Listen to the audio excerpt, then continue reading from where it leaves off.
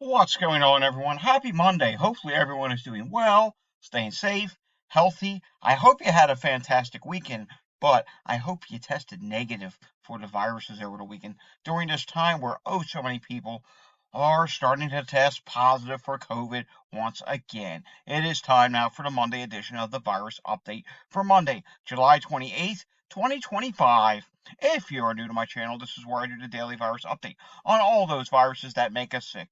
COVID, measles, flu, other illnesses. You name it, we've probably talked about it at some time or another. And right now, our main focus is COVID. That's the number one thing we're going to talk about today because, well, COVID is rising once again. Want to stay informed with these viruses? Subscribe down below. Give this video a thumbs up. Hit that notification bell. Share this video with anyone you know. And of course, leave any comments down below. Already, it's a Monday, which means we do have a couple things that we take a look at every week at the B&O Weekly Update. Walgreens, we'll get to that in a little bit. And we'll get to a few other things, maybe even some wastewater as well. But we have to start off with the B&O Weekly Update. And by no surprise, we're in the middle of that summer wave, and it is continuing to get worse. New cases estimated. Now, the real number is likely significantly higher than this. I don't have my COVID testing box I usually use when we do our data field updates from home, but you get the point here. 65,100 new cases estimated. It's likely in the multiple hundreds of thousands. That's probably what the real number is. Admissions, 4,557. That is up by 5%. In the hospital, 3,380. That's up by 8%. In the ICU, 440. That's actually down by 7%. But again, ICU numbers and death numbers, they lag. First, we start to see the wastewater go up and the positivity rates, then cases go up, then admissions, then in the hospital, and then eventually that carries over to the ICU. Then it carries over to the deaths, and then, well, the only thing after that is, I really hate to say this, funeral homes start getting busier once again. The average, the new deaths, 175, the average is 199. That's down by 8%. Hey, deaths are still going down. We'll see how much longer that can last. Probably at some point in August, maybe when they start going up once again.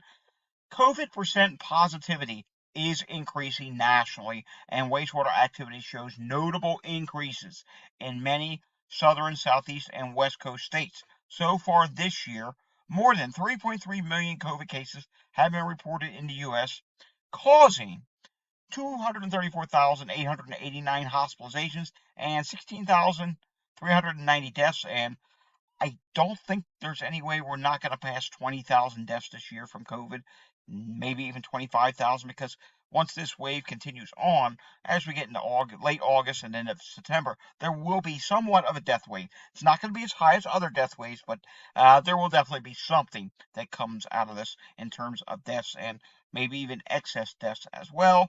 And then I wanted to show you this. Normally, I don't include this with the B&O update, but uh, why are we at where we're at with these waves just keep going and going and going?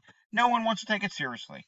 Look at this name, Flatlander. I call, read what it says, BS, so I'll say it.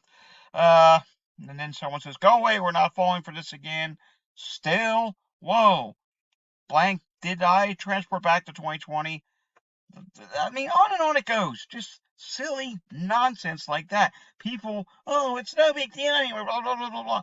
Okay, you can be asymptomatic, and your asymptomatic case can give someone else a fully symptomatic case. It happens. No, it's not the summer flu you have right now. You can take a multi-test. Say you get sick right now with the symptoms of COVID. You say, oh, it's just a flu, no big deal. I challenge you. Take a test that shows flu, RSV, and everything else. Chances are it's going to show up as COVID right now. Could it show up as flu A or flu B? It's possible, less likely. The higher chance, just based on what we're seeing here, is that it is going to be COVID right now because COVID is still on the rise. And then we have another problem that comes with everything. I'm going to read a headline here. Will I read any more of this? I don't know. New COVID-19 variants surge as Kennedy escalates war on science. And was it here on YouTube? Or was it over on X? I don't know. It might have been YouTube. I think I approved the comment here earlier. Someone saying they could not find COVID vaccine at their drugstore. Or maybe, I think it was a Walmart. Yeah, that's problematic. I mean, Okay, I get it. If you don't want to take a booster, you don't want the vaccine, that is your prerogative. But for those who do want to take a vaccine or booster, it's becoming a problem right now. And there's no signs. People are asking this over on X. I think I've been asked here a couple times. Uh, what are we to do about a fall booster shot? Honestly, I do not have an answer for that because right now, by this time last year, I think they already had figured out what variant they were going to, what subvariant of Omicron they were going to target. There's no answer for that right now because, well, that committee was decommissioned. Yeah, this is not good. XFG right now is the well, NB.1.8.1 is what we know as the dominating variant, but XFG, just because we don't have any data right now, it's more than likely XFG probably has taken over in the United States. When will we find that out? Honestly, I can't answer that as well, because a certain someone we read in this headline here has been taking away data, and well, his superior's been doing it as well. All right, moving on. Take a look at this. Someone asked recently, and I just happened to see this yesterday. So I'm glad I found this from Jammer. Fantastic account. Go follow them. There's their username on there. We have it listed there on the website. Um, National Bureau of Economic Research revision shows 1.4 million 1.4 million with an M excess deaths in the U.S. adults 25 and older due to COVID between 2020 and 2023. That is only up to 2023, and here we are in 2025. I get it, less people are dying now, but yeah, 1.4 million, that's a high number. I think we should be trying to save more lives. Increasing Social Security by 219 billion, net positive of 156 billion. These findings provide critical insight for SSA projections, policy, and decision. The pandemic resulted in approximately 1.4 million excess deaths among individuals aged 25 and older between 2020 and 2023. The premature deaths mostly reduced future retirement benefits, which increased the Social Security fund by 219. So, yeah, 219 billion. So there you go. I mean, for those who are worried that it's going to run out, I guess good in that retrospect. But come on, folks, we got to do better. 1.4 million excess deaths. We need to take this serious, but we're not. And someone's probably getting ready to type, "Oh, this man's crazy." No, it's not happening. Yeah, it really is happening. Wake up, smell the coffee. It's real. What's happening here? Uh, since 2020, the number of working Americans reporting a disability has risen from approximately 29 million to nearly 36 million. That's happening as well. And right there is where COVID started. Now we can see it was rising before then. Many different reasons. I mean, let's be honest here. I'm going to be very honest with you. Science has come a long way, and there's a lot of people that are dealing with problems that I hate the phrase back in the day, but we'll say many decades ago, maybe back in the 70s, 80s, in some cases even in the 1990s. Things they would have problems, but there was no real way to get a test, no real way to get a diagnosis. And then nowadays we're starting to learn more about a lot of different illnesses, a lot of different conditions, and people are getting answers nowadays. I mean, by no means are we where we should be. We should be far more advanced. We're not. There's several different life-threatening illnesses, conditions that may last all your life. People are starting to get actual answers. You're actually getting diagnosis. And if you get a proper diagnosis for things, yes, you can get onto disability. But take a look at this. Now, at the start of 2020, you can see here, it drops a little bit. Remember, everything was closed, so nothing was moving along. Everything just went to a grinding halt and a snail's pace. Then we started to figure out how to get things moving again. And well, we also started having a lot of people get infected with COVID, and many started going on to long COVID. And the rate of which people are, coming with a disability thanks to post COVID conditions, look at it. It's going up much, much faster now. And I think a lot of people can raise their hand. I've asked this on X, probably over a year ago. Maybe it's time we do it again. Have you encountered delays trying to get a specialist? A lot of people can say yes to that. And, well, if a specialist is just overwhelmed with all these special doctors, I encountered a delay with pulmonary doctor. If they're overwhelmed, that's telling me there's a lot of people that are, becoming disabled, and because of that, look what's happening here. More people are joining that list. The number in the millions, it continues to go up. And you know what? More people are not able to work because of their disabilities. It's something that's continuing to get worse. Let's move on because we have a lot of things to take a look at. You can look at this from Sarah Ann Willett. SARS 2 in wastewater continues to rise, especially in the south and west, including Guam. So it's rising everywhere, but the biggest rises are in the south and west. And she says, again, take this advice as you will. I'm not here to say, oh, you need to do this, you must do this. No, I'm here to just offer you friendly advice as things continue to get worse here in the United States. Your best protection is by combining a respirator, clean air, and a recent booster. If you are sick, please stay at home for both your benefit and for the safety of others. All right, moving on now to this. Thousands of New Yorkers, including Orange, is the new black actor Matt McGorry, suffer from long COVID. An estimated 500,000 New Yorkers had lingering COVID symptoms in 2023, affecting daily life and work. And McGorry, 39, said long COVID fatigue severely impacted his career. Yikes, that is not good. Now moving on to this from Mike Horder, and take a look at this. New Orleans is surging with COVID. Very high transmission from the CDC. Biggest active surge of any state, Louisiana. 1 in 32 estimated actively infectious per his PMC model. And wow, 1,000 free rapid tests on Monday morning, 9 to 10 a.m. July 28th at Harmony Park. Unfortunately, it's 3:16 in the afternoon. That has passed already, but you get the idea here. A big rise down in his state. That is where he lives. All right, I have to show you this now. Drum roll. Oh, do I really have to show you the new Walgreens data? Yeah, it's a part of what we do here. And we're doing it through sci-fi again. I don't know. When I go back home, which will be on Wednesday, we do Walgreens again next week. Maybe this is the new way I do it. I don't know. I would like to show you the website, but I don't know. It just spins in circles and circles, and I'm not gonna deal with that. So trust me here when I tell you there are some states that are really bad, and believe it or not, the national level is bad. Now, despite how many states, you know the drill. If you're new here, you don't know the drill. Red states are rising, green states are dropping, white states have not updated. Although some of them, if you click on them, maybe it's like near flat from last week. Nationally, the positivity rate continues to go up. Here's what he says. New Walgreens reports the highest U.S. COVID positivity rate since September 5th, up 2.8% to, yeah, it's now above 30.7% as of July 27th. But stop. Before you make that comment and tell me, oh, well, it's not a lot of testing. Okay, testing went up this week. Last week, let's put this as a picture here. Last week, the testing number was 1,894.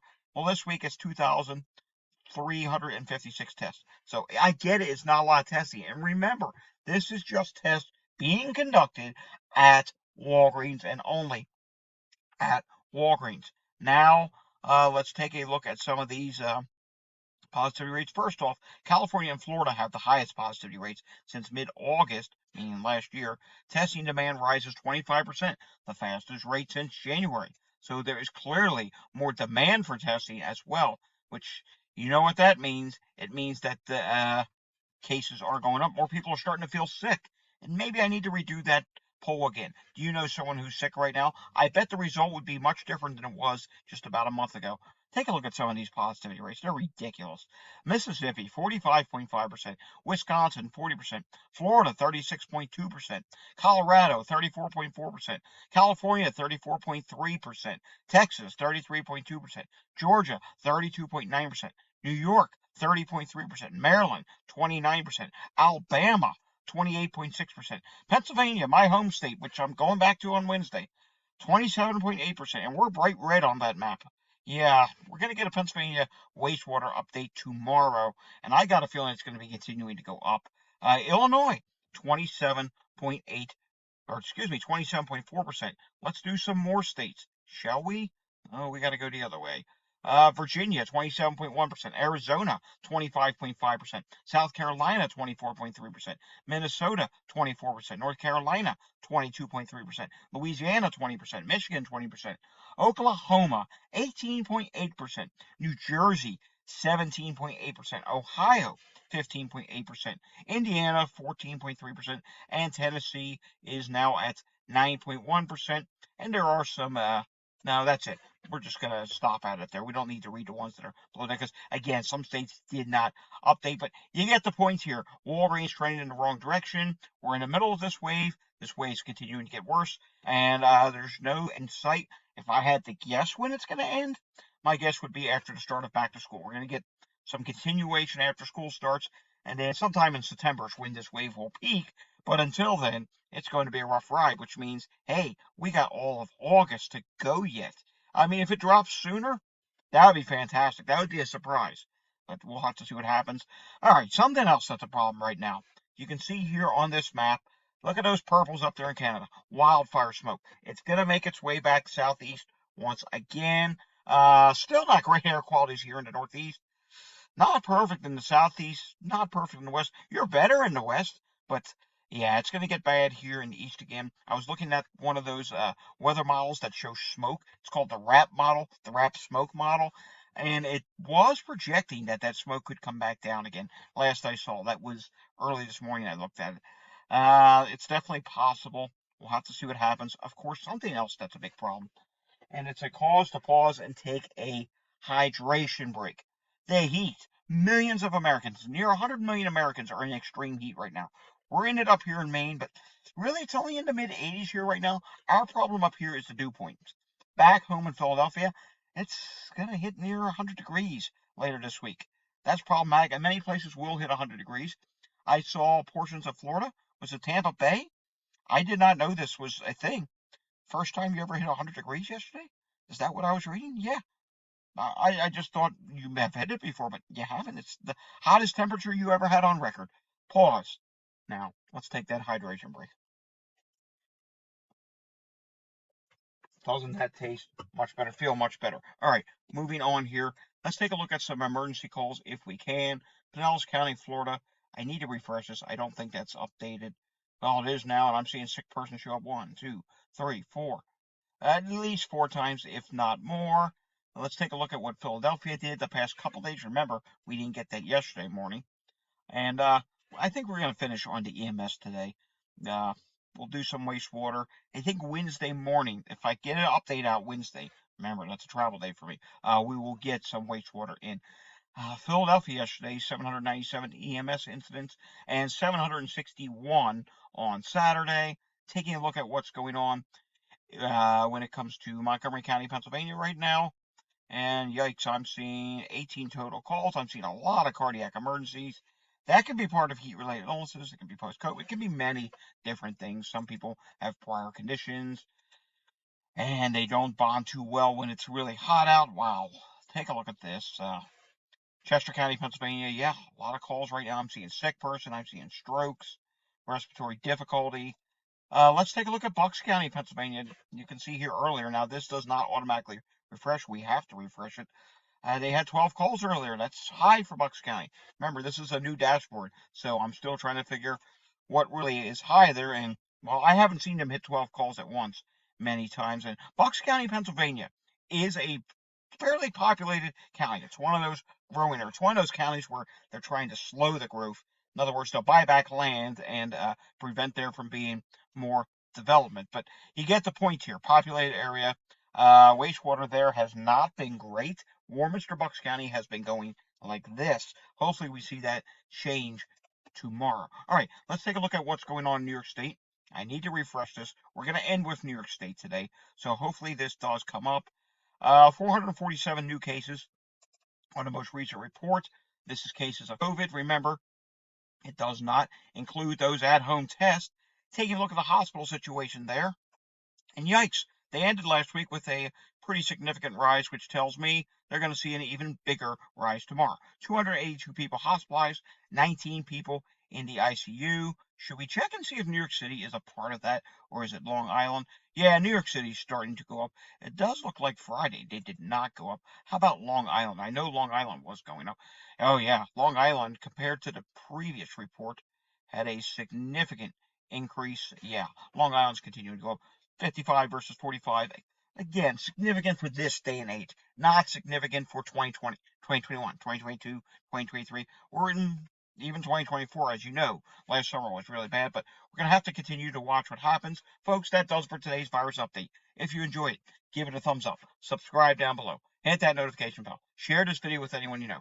Leave your comments down below. I will see you all again next time. Until I see you again next time, stay safe, everyone, and have a fantastic Monday afternoon. Thanks for watching. See you tomorrow. Bye-bye.